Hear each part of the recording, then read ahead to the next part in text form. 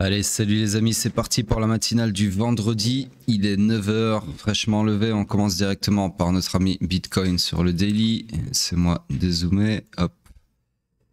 Alors, petite seconde. Qu'est-ce que c'est que toutes ces lignes? J'ai aucune idée ce que c'est. Qu'est-ce que c'est que ça? Aucun souvenir d'avoir tracé ça. À mon avis, c'est un bug TradingView. Je sais pas ce qui s'est passé. J'efface. Petite seconde. Hop. Voilà, donc sur ce, toujours dans une structure swing haussière. Structure interne, c'est moi regarder, ouais, toujours baissière. Order flow toujours baissier. Et donc nous sommes toujours dans le iron final du swing pullback. Ok, donc toujours bearish. Toujours dans le déroulement de mon scénario en bleu ici. D'accord. Après la mitigation du POI ici, du supply. Ok. Donc direction, probablement ce lot là. Jusqu'à preuve du contraire. Alors autre chose que j'avais pas souligné dans les matinales précédentes, c'est que au final on a eu un follow through. Enfin, je pense pas l'avoir souligné. C'est-à-dire qu'on a eu finalement un corps de bougie qui a clôturé sous le point de choc, donc sous la ligne verte, d'accord. Donc nous confirmons bien évidemment cet order flow à la baisse. Voilà, donc rien de plus pour le moment à dire, si ce n'est qu'on a eu aussi une bougie marteau inversée vachement bearish. Et là, on est en train d'ouvrir également sur une bougie bien bearish. Et le jour d'avant, la bougie d'avant, encore une bougie bearish. Donc voilà, pour le moment, c'est clairement bearish, ok. De partout, il n'y a absolument aucun long sur la table, ok. Le seul opium que je puisse vous donner, c'est aujourd'hui on a NFP, d'accord, qui est une grosse news US qui peut éventuellement influencer les cryptos. Donc il serait possible que le NFP fasse pump les cryptos, mais honnêtement pour le moment il n'y a rien dans ce sens. Sur ce, on passe sur le H4. Sur le H4, donc ici, pareil, rien n'a changé, toujours une structure swing haussière, structure interne toujours baissière, order flow toujours haussier, donc nous sommes toujours dans le high pullback qui peut aller jusqu'au haut protégé maximum du, si vous regardez, ouais, du retracement du swing run final, d'accord. Donc sur le H4, on est toujours plutôt haussier, enfin, haussier tout court. Et du coup, toujours dans mon scénario bleu ici, d'accord. Donc là, mieux vaut tard que jamais, on a fait notre mitigation, donc qui a eu lieu ici, de notre demande ici, d'accord. Donc là, ce que je m'attends, c'est maintenant le deuxième segment du scénario, c'est-à-dire quelque chose comme ceci. Est-ce que le NFP va nous donner ça? Mystère et boule de gomme. En tout cas, ici, on a récupéré donc l'Inducement que je peux annoter comme ceci. Et voyons voir si cette demande fait bien réagir le prix. Ou pas, parce que si c'est pas le cas, là je regarde, mais il n'y a plus rien en dessous, d'accord. C'est-à-dire que en dessous de cette demande, c'est de la liquidité vendeuse sous les lots, d'accord. C'est-à-dire qu'il n'y a plus d'autres demandes qui pourraient arrêter le prix. Donc en gros, ceci pour moi, sur le H4 du moins, c'est le dernier rempart avant une chute plus vertigineuse, j'en ai bien l'impression, ok. Je dis bien si ce rempart lâche. Sur ce, on part sur le M15. Toujours dans cette structure interne baissière, structure swing baissière, pardon, que j'agrandis comme ceci, une fois de plus. Ceci, ça appartient au H4, donc je le cache. Hop. Donc, toujours dans ma structure interne haussière ici. Order flow baissier, donc nous sommes dans le high pullback qui peut aller jusqu'au low protégé, d'accord. Du swing pullback, ok. Comme ceci. Donc, order flow baissier, ça veut dire qu'on cherche des shorts. Regardez ce POI comme il a bien fait réagir le prix ici. Ça, c'était hier, d'accord. Donc là, hier, il y avait un super trade à prendre. Après la matinale, par exemple, comme ceci. Ok. Mais bon, faut-il encore savoir chercher une entrée là-dedans. Chose qui est impossible à vous enseigner dans la matinale. Beaucoup trop pointu, d'accord. Donc sur ce, order flow baissier, je disais, donc le POI à shorter le plus proche du price action, c'est celui-ci.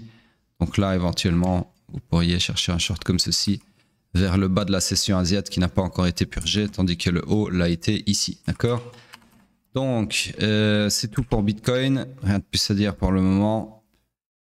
Et on part sur le pétrole, ici présent en daily. Donc, le pétrole, qu'est-ce qu'il nous raconte de bon? Je vais attendre mon choc. Voilà, donc order flow bel et bien baissier, ok. Donc nous sommes dans une structure swing haussière, nous sommes donc dans le swing pullback. Je vois toujours pas de structure interne digne de ce nom. Donc pour le moment, on va rester comme ça. Donc clairement baissier, il n'y a pas d'autre POI plus proche du price action à shorter que celui-ci. Donc pour le moment, pas de scénario HP puisque une mitigation de ce supply ici nécessiterait un retournement de l'order flow à la hausse. Comme vous le savez maintenant, si vous me suivez tous les jours. Sur ce, H4, je dézoome, toujours dans une structure swing haussière. Structure interne, toujours, laissez-moi regarder. Alors ici, perpétuer. Non, attends pour moi, on va rester comme ça. Je vais mesurer pour me donner un bon... Ouais, non, je peux la perpétuer comme je peux ne pas la perpétuer. C'est un peu... la structure interne, c'est très subjectif, pardon, comme vous le savez. Donc du coup, structure interne baissière dans tous les cas, que je la perpétue ou pas. Order flow haussier, mais sur une mèche, ok. Donc là, nous sommes dans le high pullback du swing pullback. Et donc, on cherche des longs. Malheureusement, comme vous le voyez... Ah si, il y en a un là, autant pour moi. Hop, je vais aller le rajouter. Hop. Donc je disais, il y a un POI à long ici qui est confirmé et qui est le plus proche du price action. Ceci, j'aurais dû l'effacer il y a déjà un petit moment, ça ne m'intéresse plus. Donc voilà, pour le moment, en H4, le scénario qui s'offre à nous, ça serait minimum ceci, d'accord? Donc la target, je ne peux pas la mettre très haut puisque pour moi, la target, c'est déjà retourner la structure interne à la hausse, c'est-à-dire ici, ok? Donc... ceci est un strong high interne, donc il est censé tenir si la structure interne est vouée à se perpétuer encore une fois à la baisse, d'accord? Par exemple jusqu'à la prochaine demande ici. Donc du coup, vu que ceci est censé tenir, je ne peux pas mettre une target ici, d'accord? C'est pas logique, c'est pas structurellement ce à quoi on s'attend en termes de scénario haute probabilité, d'accord? Donc voilà, pour le H4, on passe sur le M15. Sur le M15, lui, il s'est perpétué à la baisse, ici, d'accord, encore une fois, hop. Du coup, on se retrouve dans une structure comme ceci. Tout ceci, ça ne m'intéresse plus, hop. Donc, je vais ajuster ça correctement. Ça aussi. Vérifier que c'est bien aimanté ici, voilà. Donc, nouvelle structure baissière comme ceci. En termes de structure interne, on a clairement quelque chose... Alors laissez-moi regarder, tac tac. Donc ici, IBS baissier qui s'est retourné à la hausse ici, qui s'est ensuite perpétué à la hausse ici, comme ceci, d'accord? Donc order flow baissier, nous sommes donc, laissez-moi regarder, ouais, nous sommes donc dans le high pullback du swing pullback, d'accord? Ouais, petit bug de TradingView. Quand je sors de l'écran, en fait, désactive pas mon clic, donc en gros je disais du swing pullback, ok. Sur ce, order flow baissier, on cherche des shorts, malheureusement il n'y a rien à short, ok, donc ceci, ça ne m'intéresse pas. Il n'y a absolument rien à short, hein. Le POI le plus proche du price action, il est là tout en haut, ok, il est ici. Donc du coup là je vérifie, parce qu'avec les reflets du soleil des fois je loupe des POI, mais non, il n'y en a pas. Donc là, structure morte, on cherche des shorts, mais il n'y a rien à short. Donc, rien à faire sur le M15, sur le pétrole. On passe sur le weekly sur Bitcoin. Donc, sur le weekly, toujours au point mort, toujours une bougie d'indécision, d'accord?